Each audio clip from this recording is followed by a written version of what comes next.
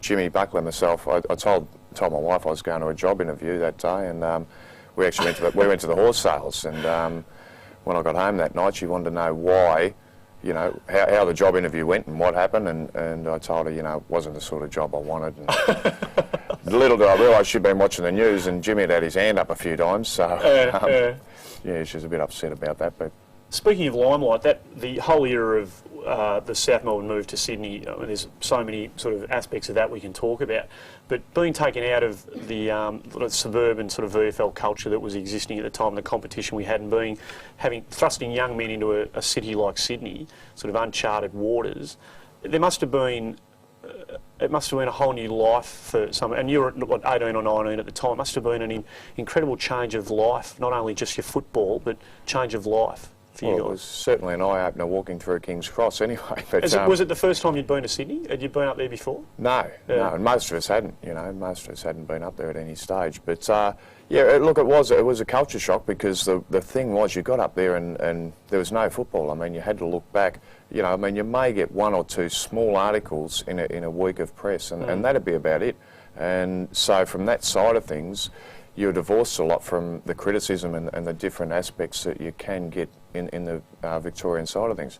But I think there was no doubt early on that the Swans, you know, we bonded pretty well together. It was a team who, I think most people always said that, you know, the Swans were their second team in those days, because they loved watching them on the telly on the Sunday, and we really did perform creditably for the players we had at our disposal. You know, I mean, we beat Carlton in '82 when they won the flag, and Essendon in '83 when they won the flag. So, you know, we were quite competitive in those days. It took a bit of bonding though, didn't it? Because when it first was mooted that the move was on, you're telling me before we came on, there was a split between the camp, and half wanted to stay, half wanted to go, and it was pretty volatile there for a while.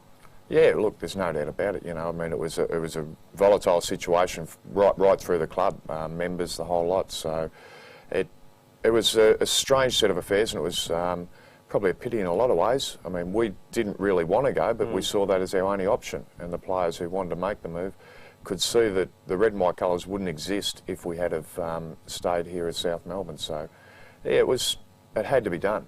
I suppose that was basically it. As a young player, were you taking the advice of senior blokes about the situation that the club was in, or did you already have a sort of feeling about the future of South Melbourne at Lakeside, and did you sort of have enough information to make up your own mind?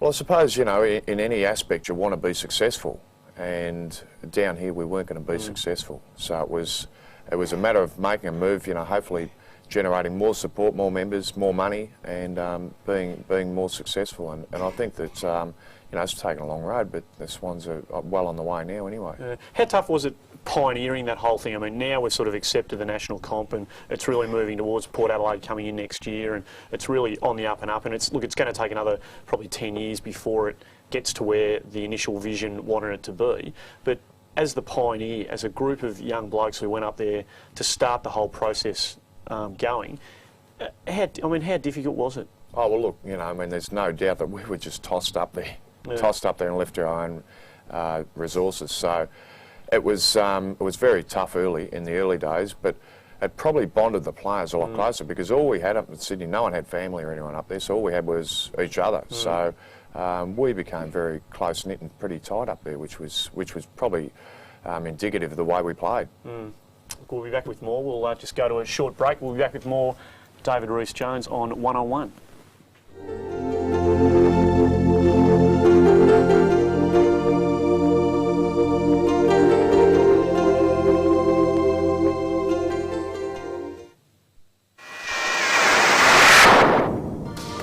Beninka Arlo made an impression at Barcelona and intends to capitalise on her experience at the Atlanta Olympics. I'm really excited going into Atlanta. When I went to Barcelona, it was very like, wow, and nothing's expected of you, and I just dove and did extremely well to make the final and walked away very happy.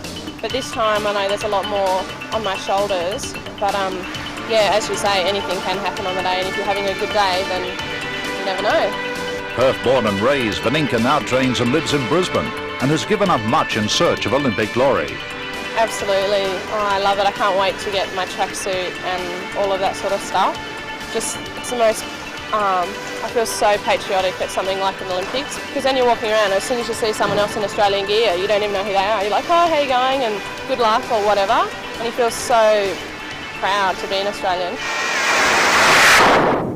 Forward, Rhys-Jones has the sit, hasn't got the mark, he plays on and gets it. That's Welsh again. Rhys-Jones off the ground. Oh, he's got it! He's got the goal! Did you ever play any soccer? It was sensational. No soccer. Can you remember that game in particular? Was that the one where you kicked about 4 in the? I think Essendon might have been leading most of the day. I think you kicked about 4 late. And is it my memory treating me kindly here? I think that game. I can't remember who was coaching that day, but he referred to the game as a bread and butter sandwich. In that, I think I kicked 3 or 4 in the first quarter and 3 or 4 in the last, and nothing in the middle. Sort of thing, so. Were you at full forward most of the day that day? Yeah. Because you did play a bit of footy at full forward when you went to Carlton, didn't you? They sort of used you in that role from time to time. Yeah, even at the Swans. I played centre forward a few times with the Swans and quite enjoyed that running around. But I suppose there wouldn't be, besides a ruck and a rover, there wouldn't be many positions on the field I didn't play throughout. Well, they've got your lookalike up there now, Troy Luff, doing a fair bit of damage at centre half forward. He's having a fantastic. There's shades of David Rhys-Jones about Troy Luff, probably not quite as volatile as you may have been, but. Do you still have a soft spot for the Swans? Is that you had great days at Carlton? We'll talk about those a bit later. But does your heart still lie with the red and white to some extent? Well, I suppose to some extent, South Melbourne gave me the opportunity. When I first got down there as a 17-year-old under Ian Stewart. I was given some huge opportunities then to play football at a young age, and it was a terrific starting point for me. But soft spot, probably a small one, but.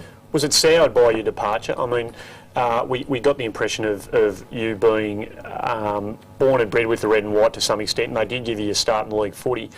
But the split at the end of '84, I think it might have been, when you made the move to Carlton, didn't happen in a friendly manner. Can you tell us about how you sort of came to leave the club? Well, basically they asked me to take a pay cut and asked all the players to take a pay cut. Now, I had a year of a contract to run and I was quite willing to abide by my end of the contract, and I suppose in those days I wasn't getting paid a fortune either, but I had a year of a contract to go and they weren't going to fulfil that, so... Why were they asking players to take a pay cut? Was there a reason for that? Well, their reasoning was that they had to go out and buy players, so virtually we were going to forego our money to pay for other players, which... I didn't see as fair, because to live in Sydney costs a lot of money, and it was we weren't at the end of the year. There wasn't much in your pocket at the end of the year anyway. By the time you took everything into account, and it was awkward, but that was the stand they took, and I took my stand, and they reneged on the contract, so I made the move. And how did they get involved in the process? Well, there are a couple of clubs. I decided if I was going to leave the Swans, which I didn't really want to do even at that stage, that you want to go to a club who's going to be successful and you're going to get looked after fairly well, and naturally Carlton was well up on the list of those clubs. So I was fortunate. I spoke to them, Ian Collins and Keith McKenzie in the morning and David Park in the afternoon, and actually signed that day. So I didn't really want to get into a bartering aspect of talking to too many clubs and having amounts of money being bandied about, and I've never played football solely for the money. It's been great along the way. It's certainly helped pay for a few bets and different things. But that's been about it really. And it's my reason for playing football is not monetary wise. And what was it about Carlton? I've talked to a few people now. Re your coaching stint down at North Launceston and now in the VFL. And they tell me that you're a real one for creating a culture within a club, and it sounds like the sort of professionalism of Carlton, or that direction that Carlton sort of forced the club to go, its club to go in, and the direction it wanted its players to head. Sounds like it sort of had a pretty profound impact on David Rhys-Jones, the coach. Is that the way it's worked out? Oh, no doubt about it.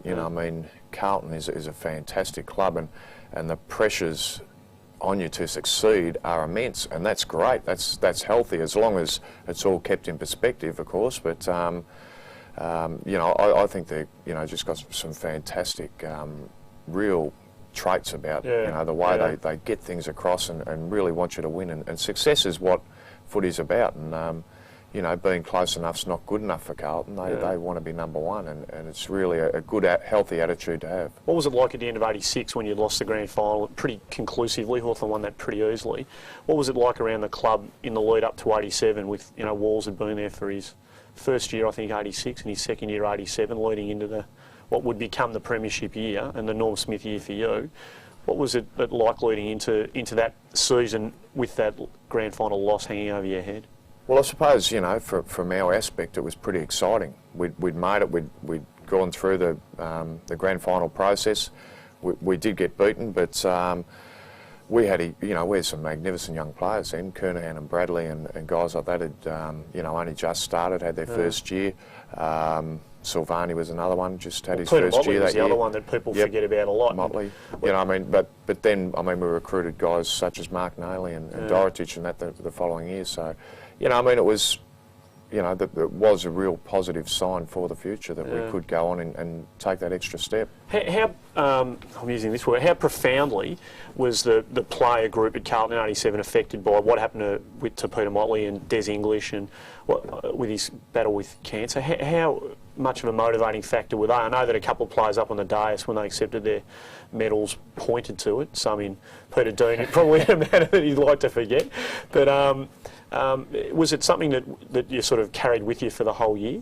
Oh, look, there's no doubt about it. And, you know, we're coming up to the Olympics. And I quite often, you know, even when I'm coaching, I'll bring it across that, you know, it's an amazing thing of tragedy seems to bring the best out in people. And why does something tragic have to happen to really make people focused and get on with the job? And we'll probably see it in the Olympics, you know, someone's father's died or something's happened, and they've come out and, you know, ran this amazing time because the motivating factor behind them. And now it amazes me that people can't motivate themselves. They need something else to keep them going. I quite often bring that up, and I'm not saying we wouldn't have won that year, but the thing was, on that day, we were never going to get beaten, and they were factors behind that as well as our own personal glory. Does it sort of underline the character of a group to carry sort of fairly heavy emotional baggage around with them, but still be able to produce when it has to be done? I mean, is that do you see that as a quality of the character of the players that are at a particular club when they do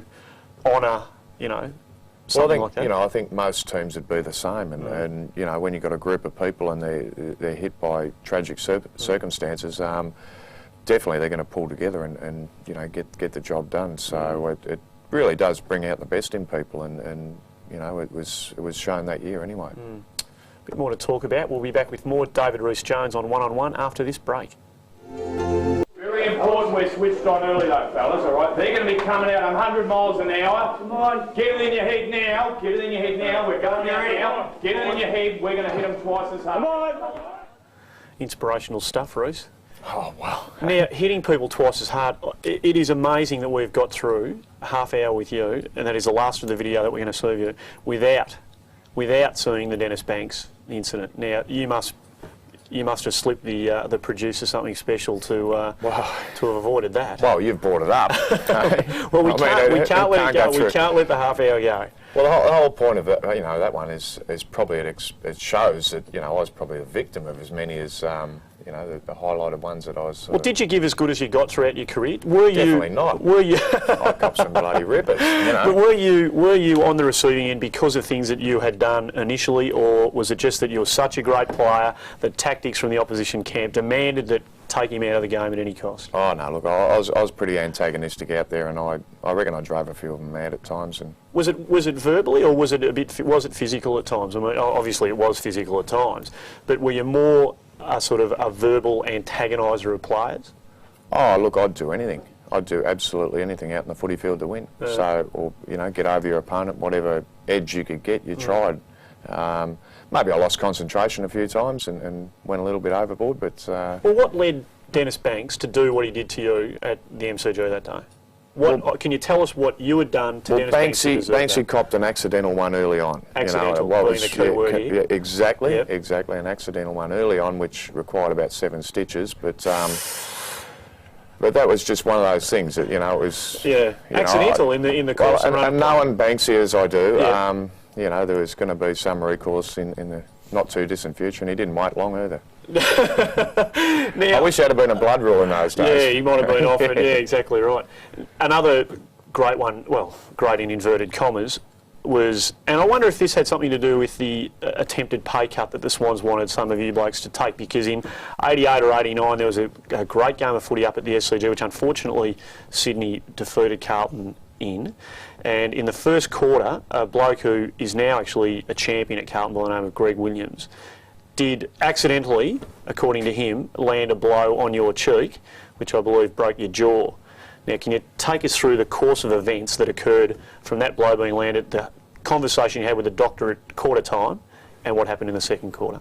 And tell the truth, though. Well, look, I mean, I must admit I wasn't too happy. I mean, my jaw had fractured in 2 places and was hanging down, so, you know, I had to keep my mouth closed when I was running. But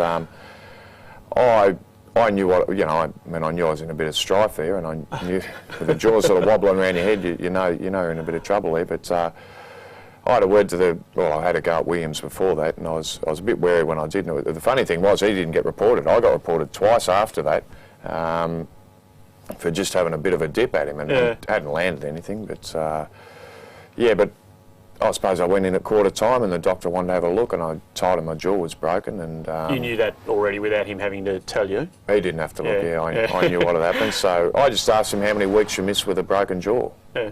For what purpose? I mean, you were concerned about your own health and safety, obviously. Well, I suppose revenge had a bit to do with it. If I was going to miss 6 or 8 weeks, I was going to make sure someone else did too. And did it not matter to you that if you did something in retaliation, it didn't worry you in the slightest that you might cop 4 to 6 at the tribunal? It wasn't. Well, I was going to miss 4 to 6 anyway. So that wasn't a concern. But no, look, not a nice thing to sort of be talking about. But you know, I mean, probably the silly thing was I played the second quarter. He went and sat on the bench actually, and missed the rest of the match. So I played the second quarter with a broken jaw, which is probably very foolish, you know, when you look back on it. Yep. But did you eventually square things up or not? No. What about? But you never know. Yeah, I'm still playing. Exactly right. He might run out for Werribee or Williamstown one day, and I don't think any VFL club's got enough money to entice Doozle to play after he gives it away at Carlton. No, I don't think so. What was it like when he came down to Carlton? You were still at the club at the time. Look, I've always said what stays, you know, what happens on the field stays on the field, and you know, that's where, you know, you're out there and it's a man's game. I mean, it's a physical sport. You're out there to, you know, play a man's game, and what happens out there, you know, I mean, quite often, you know, I'd have a bit of a scuffle with a guy and we'd be in having a beer afterwards in a social club or wherever. So, do you think that sort of code of honour has gone out of footy to some extent? Not that blokes are deliberately trying to put one another in, even though at 89 and 86 at Carlton, Wayne Johnson might, was it Wayne Johnson who might have had other things to say? I think it may have been earlier than that. Yeah. Do you think that's an element that's gone out of footy? The game's certainly been cleaned up with trial by video, and I don't think anybody would suggest that that's been a bad thing for football. But do you think that that code of honour and that camaraderie between players is a thing of the past to some extent? I mean, it was only 15 years ago or 10 years ago that we're talking about. Well, we you know, I mean, when I first started playing, probably one of the greatest things about it was your after-match. You actually got to, you know, sit around, talk and drink with the umpires, the other players. You got to put a face to them in you know, in their civvies, and you really, it was a different aspect of it. And when they stopped that side of things, I mean, in my later years, I mean, I was meeting guys I didn't even know. You know, I mean, you'd know them if they had their footy jumper on, but you just never saw any of them. So it was. I think the guys got on a lot better in the early days. Well, speaking about blokes you don't even know and not seeing anyone, down in North Launceston when you were coaching, was it quarter time, half time, 3/4 time? One of the most extraordinary affairs of your probably football career occurred down there when that bloke jumped the fence and came out and remonstrated with you. What happened down there? Well, I mean, in the third quarter, I managed to hit a young guy, a big guy too. I mean, he's a lot bigger than me, but hit him with his hip and shoulder. Oh, hip and shoulder. Yeah, hip and shoulder. Touch of elbow, but it was down. Mainly hip and shoulder. Mainly hip and shoulder, and he went down and, you know, was carried off the ground and whatever, and all in the course at three-quarter time, I'm gathering my thoughts. We're well ahead in the match. It was a local derby, North Launceston versus South Launceston. And all of a sudden I copped this whack, and so, you know, I mean, it sort of staggered me back a bit, and I turned around and a few people grabbed me, and next minute I saw this guy, a few of our players got into him a little bit, but... It was a bloke, not a player. No, just a supporter, yeah. Yeah, he obviously didn't like the way I looked or whatever, and wanted to straighten me up a bit, but What happened to him? Oh, look, he ended up being charged by the police. Now, look, it got shuffled through the right processes or whatever, but yeah, strange situation. It's hard to gather your thoughts after something of that, because I had to talk to the players. That's the other side of it. I had to go in and get a group of players who started getting a bit emotional and talk to them and try and keep them on track for the last quarter. Well, at least your jaw wasn't hanging out the side of your head like it was that day at the SCG. It's been great talking to you, and people should always remember you for being a brilliant footballer, not for the other stuff, I would suggest. So thanks for coming on. I think they'll remember me the other way, unless someone gets reported more times, which I doubt. Which is highly unlikely. Thank you for joining us today on One on One. We will be back next week with another great of the game of Australian football.